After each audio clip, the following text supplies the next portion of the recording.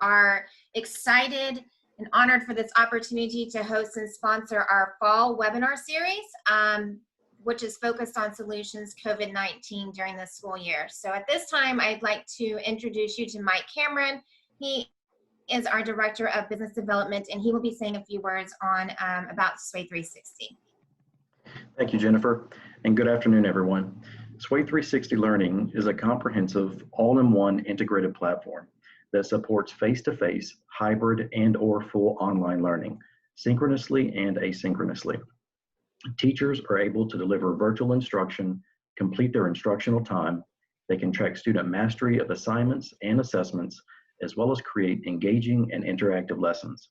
And perhaps more importantly, engage directly with students and parents, all without having to leave the platform, and all with just one login. The 3+1 key components that make SWYE360 stand out among teachers, again, with just one login, teachers have the ability to, number one, create and curate content, manage learners with whole and/or small group virtual instruction, remediation, and tracking mastery. In addition, number three, managing and delivering virtual instruction with tools like polling, breakout rooms, recording and playing back and sharing virtual classrooms, as well as co-teaching a virtual class. The final component, the 1+ key component to the platform, is parental engagement. This is where teachers can instantly schedule a virtual meeting with a parent. This provides a direct teacher connection, and parents have access to assessments and assignments to know exactly where their child stands at all times. In addition, parents have access to student classes. With SWYE360, you no longer need Zoom or Google Meets. Online video is already built within the platform. Well, in closing, thank you all for joining us this afternoon for our second webinar actually, in our series entitled Small Districts, Big Ideas, which we have scheduled through October the 28th, each Wednesday starting at 1 p.m. Please feel free to share the links and invites with your colleagues if you think they might be able to benefit from our fall webinar series. Please ask questions during the webinar and feel free to tweet us at SWYE360 throughout this event. Our session today is being recorded, and we will be sending each of you a recording. Jennifer? Thank you, Mike. And today at this time, I hear some echoing. This time I would like to introduce you to our keynote speaker, Dr. Charles Luke. He has over 30 years in business development, nonprofit, and education-related work. He is a former Texas public school superintendent. Dr. Luke is a strong advocate for education throughout the state of Texas. He is the co-director for Pastors for Texas Children, a statewide public education advocacy group, and the coordinator for the Coalition for Public Schools, a public school advocacy coalition, including 35 of the state's largest school advocacy organizations. In addition, Dr. Luke is a member of the Fort Worth Mayor's Faith-Based Cabinet, the Faith Advisory Committee of the Child Welfare League of America, the Board of Directors of the Veterans Coalition of Tarrant County, and the Advisory Board of Helping Restore Ability in Arlington, Texas. So today, Dr. Luke will be discussing school finance post-COVID-19. So Dr. Luke, thanks so much for being here with us today. We are honored to have you, and we are looking forward to your insight. But quick question before we get started. Just kind of curious, very impressed with your background, but I'm curious to know what drove your passion to, around school finance. Well, it's an interesting story and a good question, but primarily when I was doing my doctoral work in education at the University of North Texas in Denton, I had a professor, and that was his area of interest, was school finance. So when I approached him with a dissertation topic that was not school finance, he said, well, why don't you do one on school finance? And I said, well, I really don't want to. And he said, no, you're going to do your dissertation on school finance. So that's what I did on facilities funding equity in Texas public schools. And since then, it's become a very, very relevant part of the conversation with regard to how we educate our kids is, do we adequately and equitably fund our public schools, not only in Texas, but all over the United States? And that question has resulted in a variety of lawsuits over the last 30 or so years. And in Tennessee, Kentucky, Texas, lots of states where they have to address the issue of adequacy and equity. Mhm. Hope Awesome. that Well, thank answers you the for, question. no, that's great. Thank you for Yeah. sharing. I've known you for like 10 years and really didn't even know that. So thanks for sharing. Well, right. I was forced into it. That's the short You're answer. forced into it and you're great at it. Well, So thanks. that's all Appreciate that it. matters, right? Mhm. So, the economy has taken a huge hit from the pandemic. What are your thoughts regarding how this might affect the funding for public schools at the federal and at the state levels? Yeah, states are having some issues all over the country. States are having loss of revenue as a result of the pandemic. In Texas, we closed down for several months, and everything I think is open except bars. Maybe we still haven't opened our bars. Maybe that's the first thing we should have opened. Who knows? But anyway,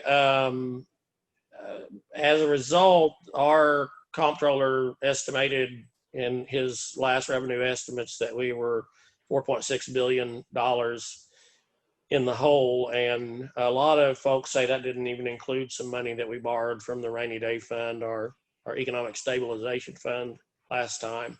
Lots of states are in the same situation. There are other states that are dealing with a loss of sales tax, oil and gas value drops, lots of other issues. And by closing, you can't close down your income stream for several months and not feel it for a long time to come.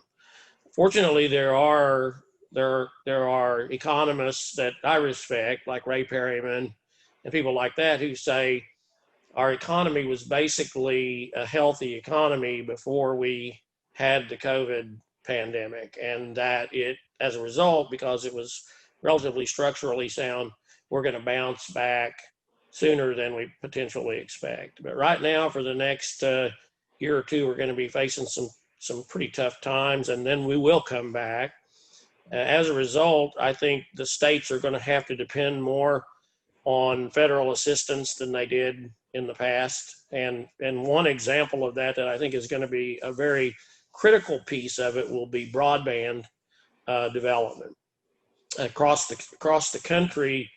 As schools open virtually and partially in person and are dealing with virtual learning in a way that they've never dealt with it before. This is a huge issue. It's probably one of the top 2 or 3 issues that exist out there is how do we get kids in digital deserts online so that they can virtually learn. And I'll give you an example of in Texas, there are several of these deserts in rural areas and places like the Trans-Pecos area of Texas, where El Paso and in between Odessa and El Paso, there is not much out there except the highway and a few coyotes and the 2-legged kind and the 4-legged kind, I think. But they those kids in places like Van Horn are don't have the broadband capacity. So how the federal government can help is they can provide funding sources for that and incentives for businesses, for telecommunications firms to go out there, develop their network out there and their infrastructure out there. There's the reason those deserts exist is in those rural areas is there's not enough population to support the investment from a telecommunications firm. So the government's going to have to step in, provide some subsidies for that or something, and incentivize those companies to do that, and provide the funds for that. Other places that are urban deserts are places like Dallas, Texas, has large areas of economically disadvantaged. They're about 93% economically disadvantaged on their student population. Got a lot of poor folks who don't have access to broadband internet. And there's going to have to be something done to help those people out. Places like that, places like Laredo on the border, some of those other places where there's plenty of population to support it, but there's not enough money to go around to support it. So I think the feds are going to have to step in and help with creating basically a virtual school infrastructure so that students can learn, and platforms like the one that you're promoting, your platform that you guys have, will have a home to rest. So I think that's how that's going to affect the federal and state funding streams. So from your experience and just, talking to your clients and customers, what are they, what kind of solutions are they coming up with right now while we wait on that funding to be available for connectivity and all that? A lot of people have experimented, and I'm not an expert on how they're on broadband, so that we're outside of my wheelhouse almost automatically and straight out of the gate in this conversation. But a lot of people are experimenting with digital hotspots, the schools going out and providing that somehow, so kids can come to somewhere near that location and be able to log in and get on a computer. I know a number of schools have provided laptops for students in need, for the ones who don't have it. And then, as you said, as was said earlier, the three levels of three methods of instruction right now are synchronous, asynchronous, and in person. And so we're a combination of all of those right now. I made a phone call to Arlington ISD today to talk to the superintendent, and got a message that said, "Hey, Arlington, not all online." So that's a big school district, Yeah. and about 20, maybe 30,000 students, and they're all online. Nobody's in the buildings right now. So I think the way they're dealing with it is providing a variety of options for students and getting pretty creative. The Texas teachers, when the pandemic kind of hit in mid-March, I guess, is when we had our first shutdown, and teachers, principals, school administrators, everybody in the school business got really creative really fast and responded in a very effective way. And so they were heroes for at least that first 15 minutes until they weren't anymore. Right? That's true. So moving on then, there seems to be a push for school choice measures at the federal level. What are your thoughts about this, and how might this affect our funding for our schools? Yeah, school choice is an interesting thing. It is a platform plank for the president and the U.S. Secretary of Education. They want to provide lots of different options. The problem comes, and school choice is not necessarily a bad thing in just the term school choice. Giving kids lots of options is not a bad thing. The problem comes when we divert taxpayer funds away from public entities to private entities, and away from something that serves the common good to something that's driven by a profit motive. So if I open a nonprofit organization, my focus is not to make a profit. That's the stated purpose of a nonprofit, is not to make a profit, but to provide a service for the common good or for those in need. Schools are the largest nonprofit social service that we have, and the social service is education, to provide somebody with the ability to move from poverty to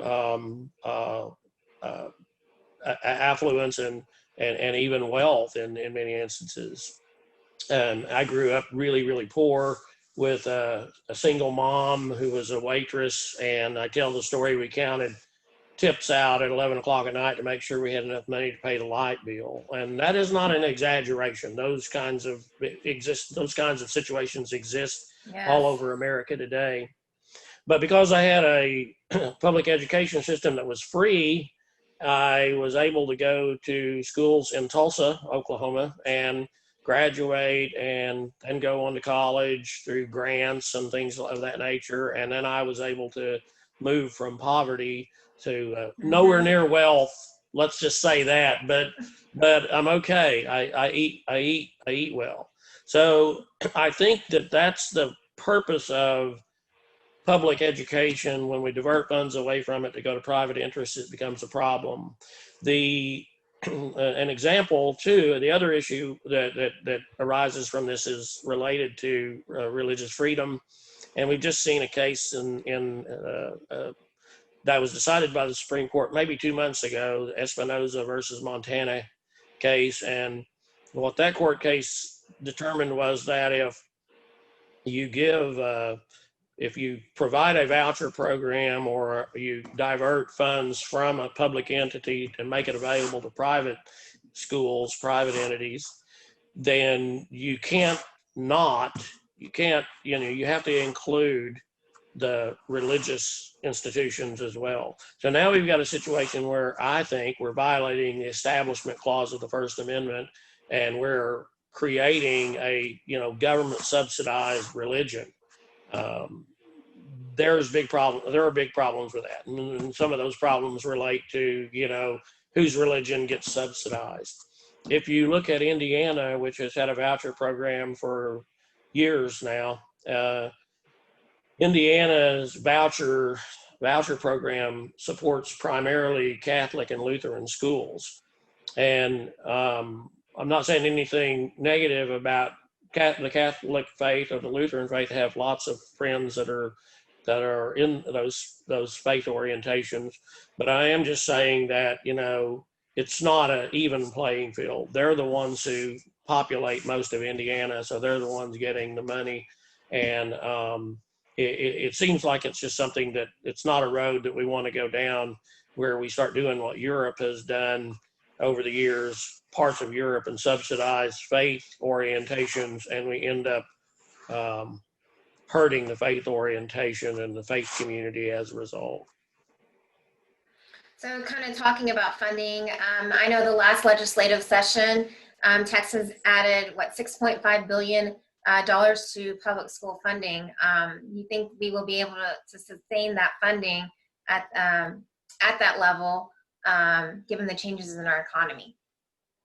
Yeah, that's a good question as well. Somebody said the only time you say you say that is when you're trying to think of an answer, but the reality of this is that that's going to be a tall order to sustain all the components of House Bill 3.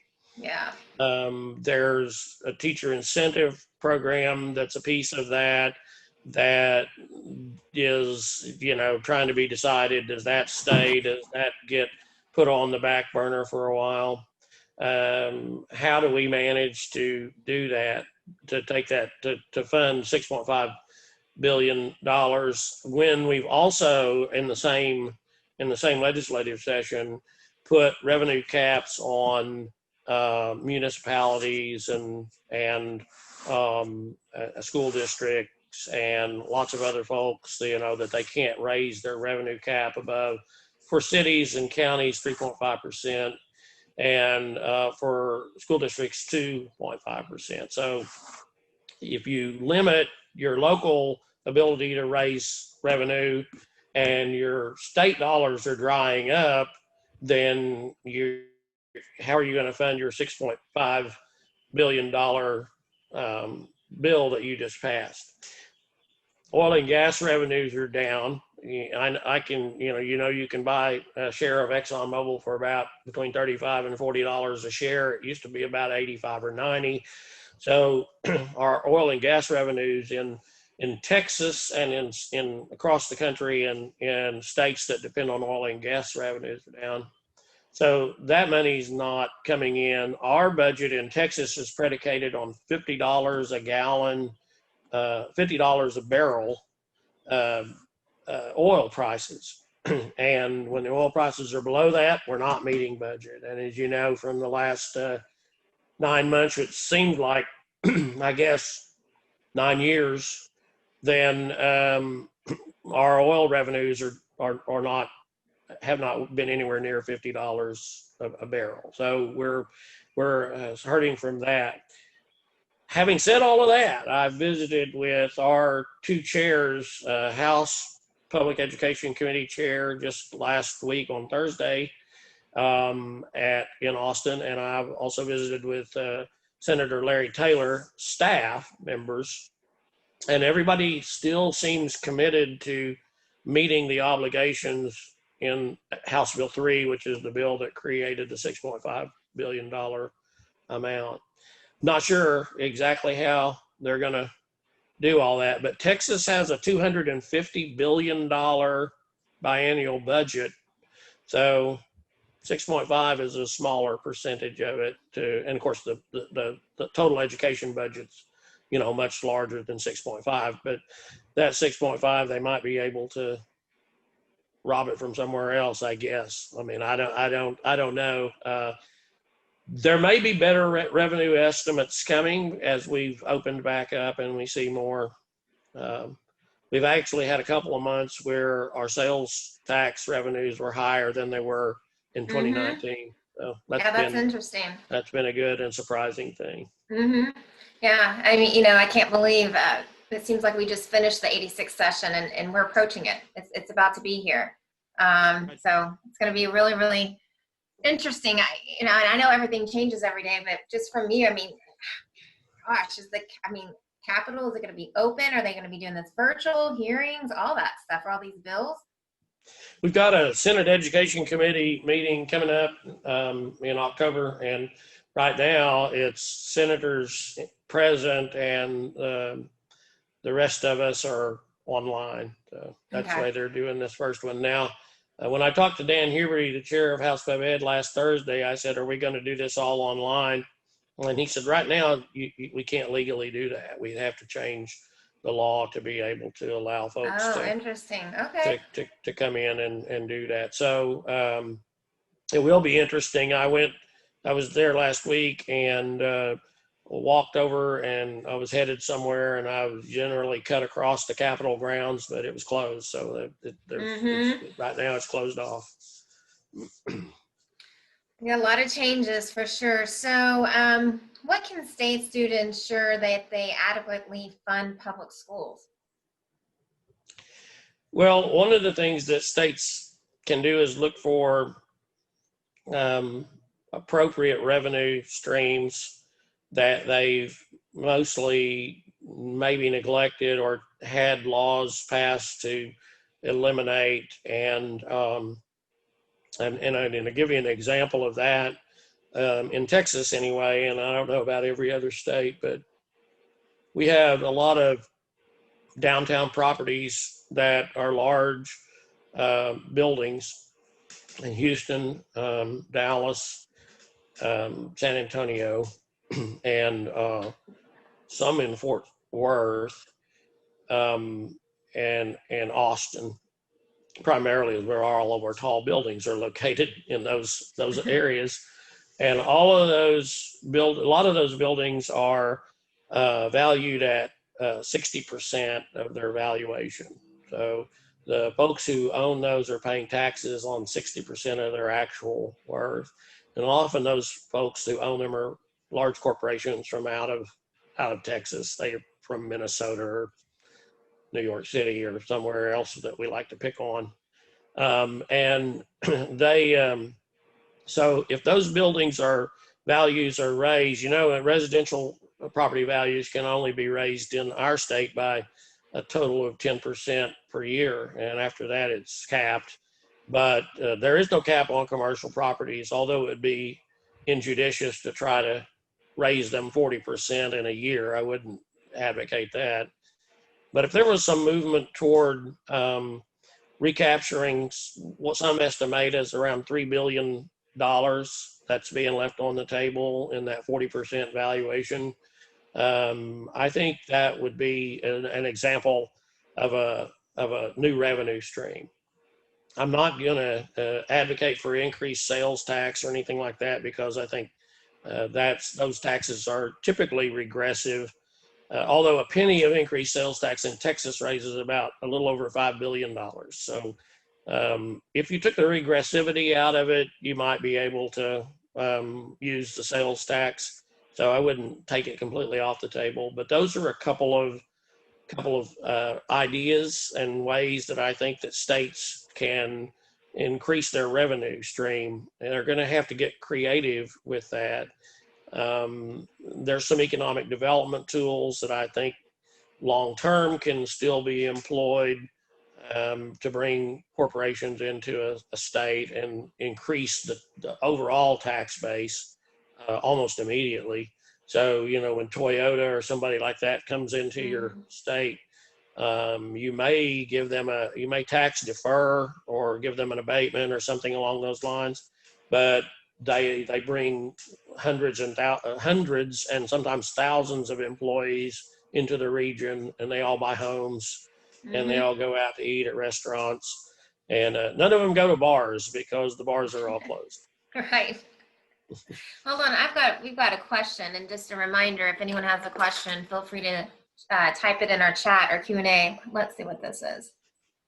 How do you see the election shaping or impacting school finance when Democrats win and when Republicans win? Well, I will say this. I think if the Democrats win, and I'm talking about the national election here, and I'm assuming that's what they're talking about, state elections are going to be a little different. I'll talk about the national one first and then Texas really quickly because we're running out of time. But I think if the Democrats take the presidency, they'll have two branches of government at that time, or two, and they'll have the executive branch and half of the legislative branch. They won't have the Senate, most likely not. And so I think that some of the school choice stuff is going to go off the table, and we'll see funding that's maybe directed toward what Jesus would call the least of these. Some of the kids who are not getting a fair shake right now, maybe some more special needs money, things of that nature. And we may not have as big a battle of trying to divert public funds to private entities. If the Republicans win, I think we're going to see more of the same. I think Trump's going to double down on school choice, and he'll continue to do that. At the state level here in our state, in Texas, we have what's up for grabs is the Texas House. And right now, the Republicans have the House, the Senate, and the governorship. But the Democrats gained 12 seats in the last election in 2018, and they're trying to gain 9 more to take the House this election. And again, I think if they do, we'll see less school choice stuff. And we're probably dealing with more charter school legislation. So, and by that I mean holding some bad actors in the charter school space accountable for their behavior. Not all charter schools are bad, but we've got some corporate charters that come in and buy jet airplanes and luxury seats at the Spurs, luxury box seats at the Spurs games, and then and also buy Super Bowl ads and stuff like that. So I hope that answered that question. Yeah, thank you.